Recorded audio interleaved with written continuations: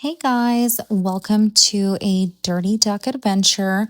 This was a project that we worked on for an elderly gentleman who had lost his wife, who got to spend her last days in this bedroom.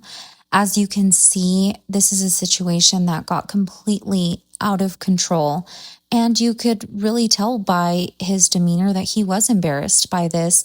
He kept apologizing, and just through the entire walkthrough, my pictures are not going to be the best because I didn't want to further, I guess, amplify his guilt and his embarrassment. So I just took some quick snapshots. I told him for, the purpose of bidding this, I will be 100% honest. We were severely underbid. We were severely under or overworked.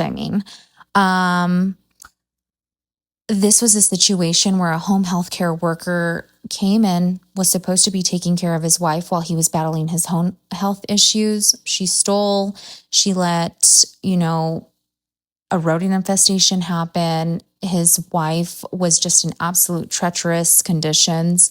When we finally removed all of the items, we could really see that this was not a normal living situation for them.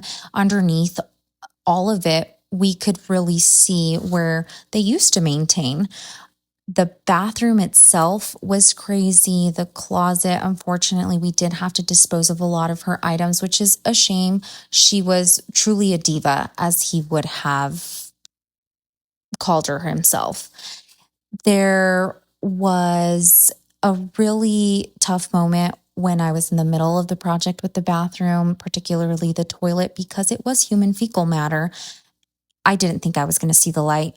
But the most rewarding part of it all was when I finally finished this, and the rest of my team helped me finish the house itself, except for the room that he had kind of cornered himself away into.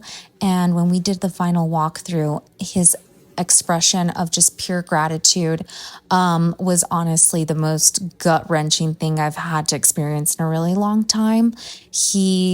The words that hit me the hardest were definitely, "Thank you for making my home feel like it used to when my wife was still here. We didn't live like this." And it's a real shame because we see this quite often in our elderly community, where they're often pushed aside or they're forgotten.